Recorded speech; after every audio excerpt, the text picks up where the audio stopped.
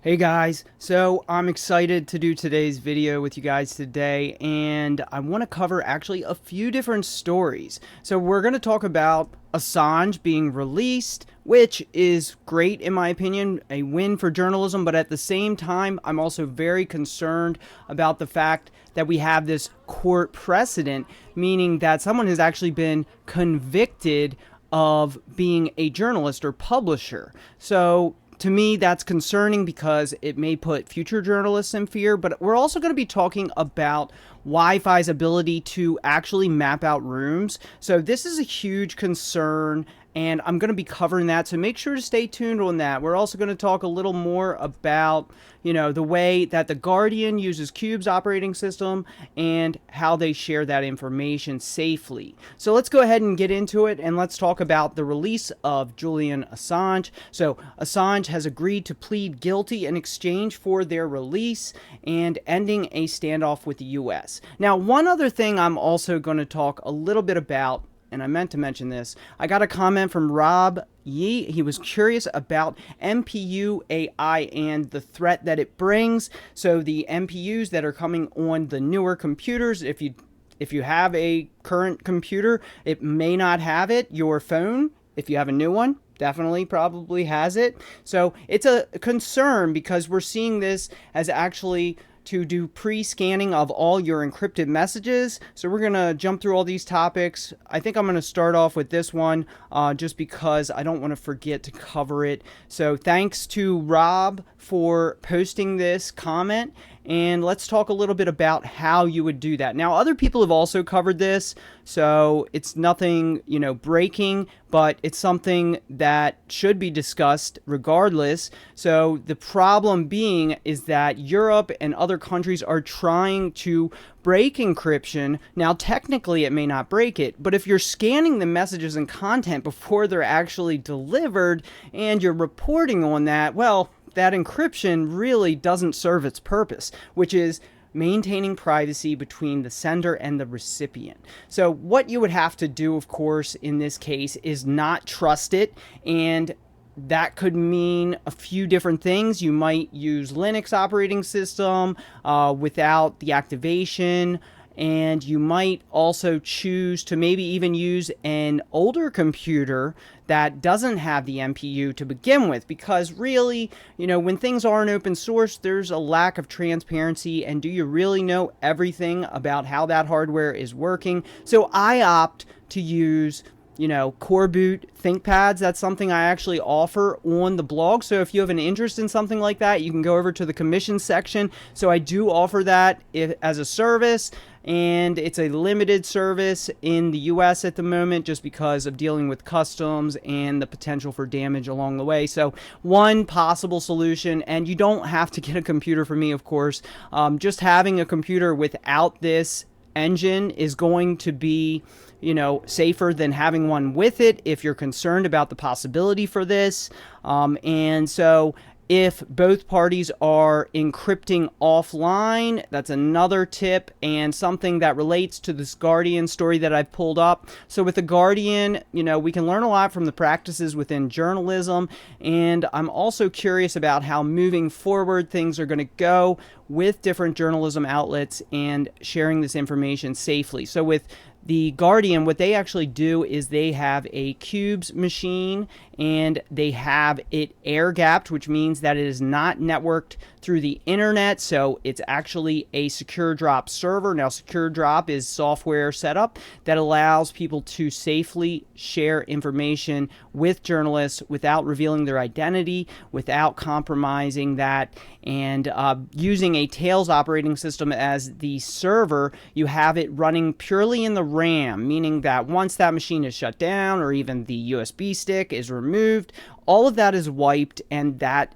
history is completely gone. It's anti-forensic, and that is its design. And even if you go to QUBES wiki, they'll even tell you, so for people who ask me about which one's better, they both serve different purposes. QUBES is an excellent choice as operating systems go, but when absolutely forensics is the enemy completely, you may want to go with something like Tails. because of the fact that it runs purely in the RAM. You can run it live, and it has all of that additional software that can help protect you, including metadata cleaning and otherwise. So even QUBES operating system, their wiki even mentions when forensics is the enemy to use something like Tails. So we can see the way they've set this up with an offline virtual machine based on Debian 11. So with journalism and their sources, they handle some of that encryption offline, and we can relate that back to the NPU concern of the pre-scanning of your content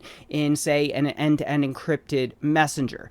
So the solution tends to be distrusting the problematic hardware and software wherever it may be. So you may want to use something older. It's up to you, your solution on this. You may even want to set up something where similar to how their SecureDrop setup is, where encryption is being handled completely at a offline machine. So you're passing those messages back and forth, but the sender and the receiver must both be running something safe, because of course if one side is compromised, the entire encrypted conversation is compromised. Because if one side has screenshots happening, or something similar to Windows Copilot, where it's taking screenshots of your messages as you're having that conversation on both ends, so they can actually see it. If they have one side compromised, they've compromised the entire conversation. And so you really have to ensure that both sides are using something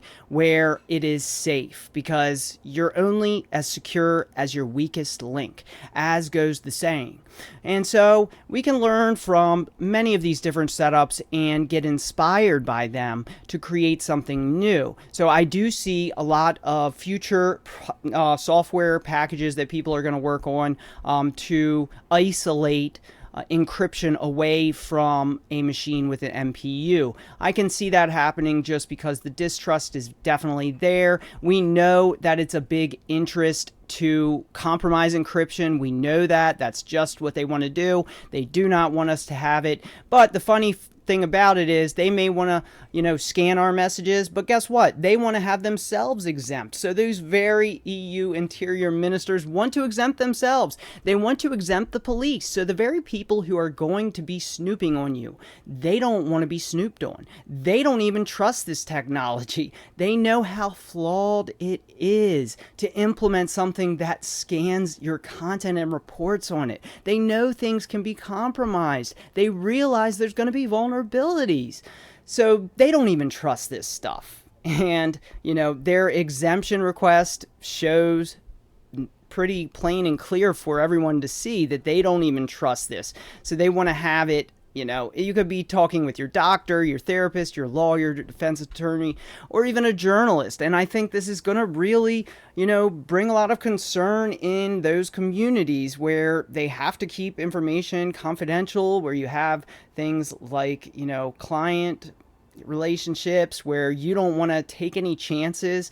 So I do see, the solution being, of course, you want, your stuff, if it's important, if it's something that you can't take a chance losing, like your business's client information, you might want to handle encryption offline, possibly as a possible solution if you're a journalist, similar to how the SecureDrop is set up, where it actually handles it in an air-gapped system, which means that it's not going to be networked, and it's going to be an isolated machine that's not going to have access to the internet, so it couldn't report on the information even if it wanted to. So you can read more about it. I'm going to save these links and I will paste them in the description so you can go ahead and read some of the details on their virtual machine setup on this. Now, this particular setup is not a solution to the MPU. I'm simply relating it as something that you could set up and something that you could be inspired by, not something that's a direct solution for the MPU, because obviously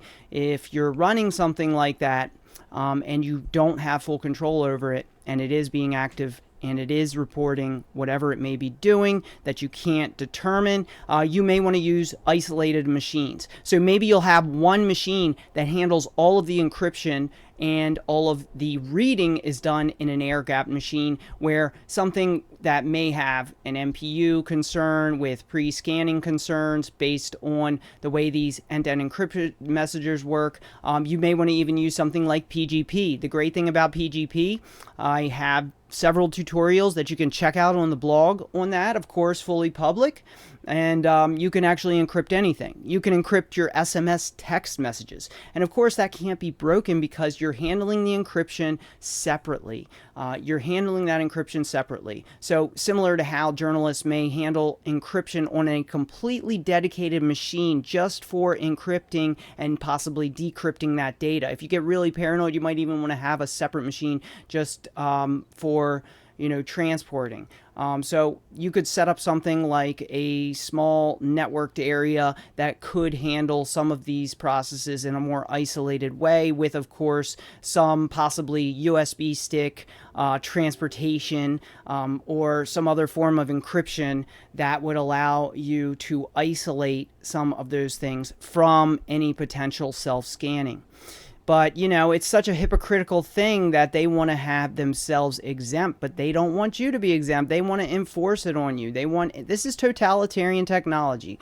I always like to make the point to say that because that's exactly what it is. No one can try and convince you otherwise. It is totalitarian to want to have full control, to want to force your behavior, to be able to force your usage of their spyware.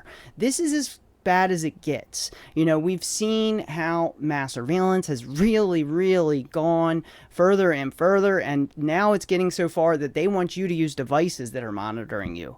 They want all of your devices to come with monitoring software and chips that are partly dedicated just to collecting data on everything you're doing. Now, of course, there are other uses for AI, obviously, but, it's easy to blur this, where you can say it's for a great purpose and you can convince most people probably. But because there are these potential problems, you really can't trust it, in my opinion. I do not trust the latest hardware. Personally, I don't even use my smartphone for secure communications. I only use my core boot, ThinkPads for my secure communications, just because I feel like, and I've mentioned this many times, that the newer the hardware you have, the more likely you're going to have that mass surveillance embedded in it. I mean, it is just advancing further. Now, how much more likely are you going to have it in future hardware? It's extremely likely that it's going to come on that future hardware, that the backdoors are going to get more advanced, as is the case in all innovation. So we're seeing this being financed, as I mentioned, innovation is no longer a supply and demand thing. It's no longer about what the people want. It's no longer some kind of democratic free market process. It is now a complete oligarchical plutocracy where every bit of innovation is now being financed. It's being forced on everyone. So they're forcing people to accept that the newest hardware has these things. Now, do I think there may be other hardware makers that are going to offer something without it? Absolutely. I see huge opportunity for new hardware makers to take advantage of the fact that there's this threat and start creating devices without it, so people have that choice. So I do see solutions to it. There's always a solution. There's always a solution. And what you want to do is you want to isolate the problems from the privacy. So you want to isolate the problematic hardware and software from the privacy. So the problematic hardware, for example, would only handle things that were encrypted, and the keys would be handled on a device that does not have the problematic hardware and is air-gapped offline and not networked. So let's get into the next story. Let's talk about Assange being released. So, of course, as I mentioned, the precedent is that he accepted a plea deal. So he pled guilty. And the threat there is the fact that, when you plead guilty to something, as is this case, that sets a court precedent. And I always warn about this, how the war on drugs has set so many court precedents, how mass surveillance is actually, and the FISA court is actually used, 65% of it is drug cases. So much for this will only be used for terrorism.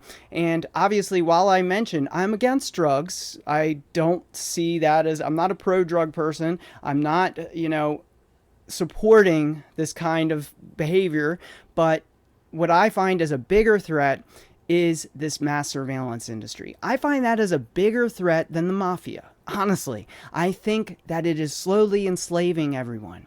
And, some might say that's a bit dramatic, but I'm starting to wonder, the good guys. Who are the good guys? Because we're told the good guys are the ones trying to put us under digital monitoring and reporting.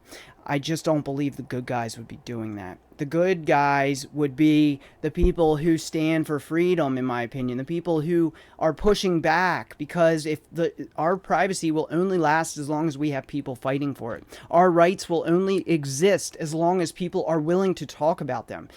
People only consider things that are talked about. If something disappears from public conversation for several years, it no longer exists, essentially, only in books.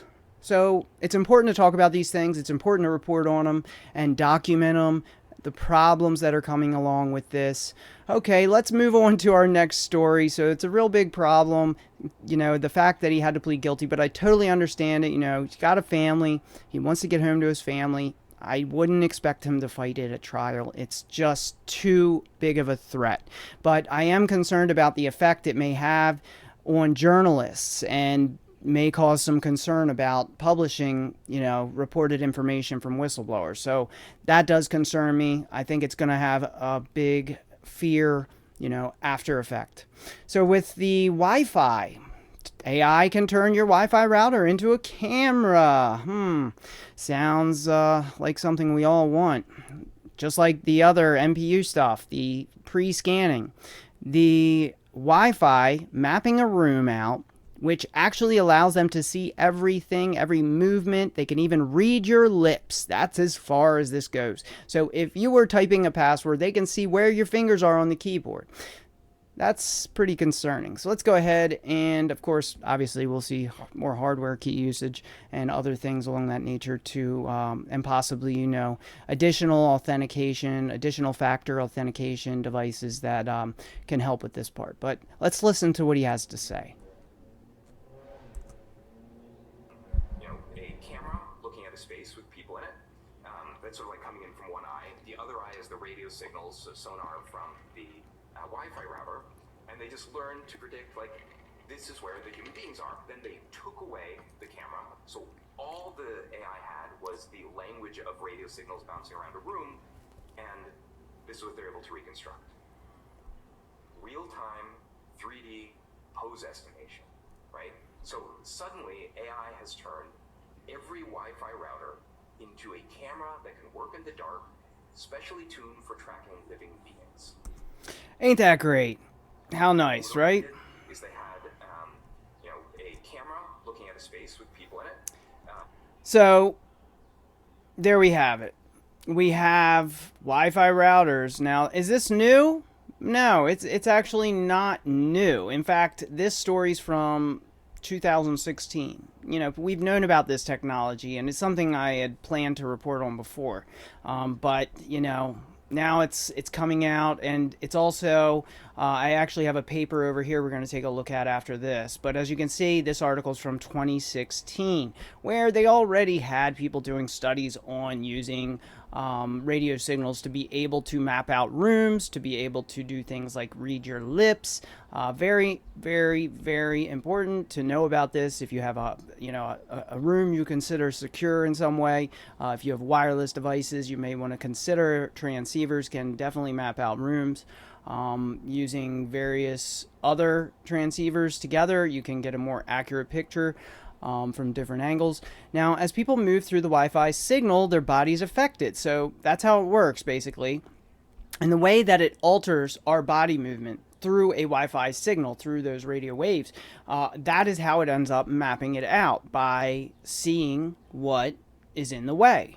So that's how it can actually even read your lips, as it says here. And remind you, this is 2016. So this has been something that's been worked on for many years now. And so you can, read lips, so you could hear someone speak a password. Obviously, your microphone's also a threat there. But, the fact is, you can be reading someone's keyboard, seeing where their fingers are going. So, various other security measures can be put into play to kind of, mitigate against that. And here's another article on the same subject. They have a little bit of more of a close-up of how accurate this mapping is, at least in this particular resolution. Now, of course, that could be, actually increased and enhanced using AI. So it turns your Wi-Fi router into a camera that can even see through the walls. So as we know, wireless signals can penetrate our walls. So they're also able to see through walls in a way, being that the signals that can penetrate the wall are also able to be analyzed using AI as well. And we can even look into this new IEEE 802.11bf, where it actually talks a little more about Wi-Fi sensing, and we can get some more information on it here. So if you're interested in that, here's another article to look at. It talks about how it uses Wi-Fi signals to perform the sensing operations, how those Wi-Fi signals, how they behave in environments. They bounce, penetrate, and bend on the surface of objects. So that's kind of how the signal processing is able to read the room, so to speak. And we can see some examples here where it can track people. It can detect falls. So say you have an elderly person in the home that has a problem with falls. Well, you'll be able to, hopefully there'll be devices that will be able to detect that kind of thing. It can be used for that kind of thing. Vital sign monitoring. So we're talking about really deep monitoring here using things like Wi-Fi signals. So we can see even gesture. So you can see the, fingers, similar to how I mentioned the threat to your passwords and your private typing on your keyboard can be mapped out, even reported on. So whose router are you using? Are you using your ISP router? You might want to consider getting another router. We might cover that in a future video, but I don't trust ISP routers. As I mentioned in the past, there's been all kinds of problems. And in case you didn't know, they can be accessed. They can read your password on that router. They can change your password remotely. So your ISP has access to it through some protocols that they're able to access it through, and remotely anywhere in the world they're able to change settings on your router at any time. They can add devices, they can add monitoring devices if they so choose. So big threat there to your privacy, and wanted to report on it. But I really want to finish off, thanking everybody for following this channel. I had a troll the other day. I'm not going to mention their nickname. Really annoying to see that. This person just comes on trying to, disrupt the channel, trying to cause problems in the comment section. And, I decided after several videos where they simply harass on the comment section, first person I decided to ban. You know what? See you later, Trekkie. Nothing wrong with those kinds of shows and all, but get back to your gaming or something, because you're not somebody I want to have on the channel anymore. So they tried to say I was doing this for money. The truth is, I do not need to make these videos. I do not need to make videos. I do it because I enjoy it. I've always been an artist at heart, so creating is something I enjoy. I like to make and edit these videos. Unfortunately, I'm in a loud area, so it's hard, but I definitely am not doing this for the money. If you add up the money I get in support, it is pennies per hour. It's really not a profitable thing that I'm doing. I'm doing it because I felt like this information is important. I'm doing this because I was concerned by some of the misinformation other channels were giving out before I started this channel. And I'm doing this because I believe the message of the importance of our privacy and security, and not trusting these innovative systems that are meant to monitor and report on us, which in turn changes human behavior and threatens our human autonomy. So I believe in these subjects. I believe in these videos. I try to share information, a lot of times completely original information and ideas not found elsewhere. So I enjoy doing it. And as long as I enjoy doing it, I'm going to continue making those videos. But I certainly don't need constant negativity from this person. They just offer nothing really. So see you later. And if you want to support the channel, you can do that over on the blog over at bmc.link/politictech. And as mentioned, you can even get a computer if you're interested or you want technology that doesn't have that NPU AI processor. You can go over to the commission section or the shop section and grab a core boot laptop, which I personally put together and flashed myself. And it helps support the channel. You know, I don't always mention it in videos because, as mentioned, I don't need to sell things on this channel. This is just something I do because I really care about helping people, and I want to share information that can cut through some of the misinformation found on other places. And so I appreciate all you guys who follow here, appreciate everybody who supports. So thanks so much to the members here, including Rob. I wanted to touch on his question today, so thanks for all of your support. Just sharing these videos, a great way to support the channel. You know what supports this channel most of all really is resharing this content, getting it out there, because it's really about sharing the information more than anything else. Of course, after doing 300 videos, why wouldn't I accept a voluntary donation? So whatever that troll says, I found they were a troll on many different platforms. They are well known as a troll, and they seem to live a really miserable life. So unfortunate for that, but I do really wish them the best regardless. I'm not a vindictive person, but you know, I was a little taken off guard that they think I do this for money, because I certainly am not making money out by the hour I put into this. I put thousands of hours into this, and I've gotten very little overall, and that's completely fine. It's really about sharing the information, growing the channel, you know, building the community. That's it. I'm here to share information, things I find interesting that I'm excited to talk with you guys about, and also covering those important news stories that I think you'll find interesting. So this is, you know, today's story. We had Assange. We talked about, you know, the hypocrites that exist in the government that think that they actually shouldn't be held to the same standard they want to hold us. This is totalitarians. This is dictatorship behavior. So nothing less. One reason I keep some pseudo anonymity on here is just so I can speak my mind, because this is totalitarian dictatorship crap. And I'm really sick of people who think they have a right to rule our lives. It's ridiculous. But yeah. If you're interested in hardware that doesn't have the problematic NPU, you know, but of course you could just simply install Linux on your machine and you'll be good to go. Just don't activate the systems that are problematic. So, hey guys, make sure to share the video. Leave a comment. What do you think about today's video? Was anything not clear? What do you think about specification 802.11bf and the WLAN sensing? Let me know what you think in the comments. Make sure to like the video, share the video, and I will be back later with more on how to protect your security and privacy.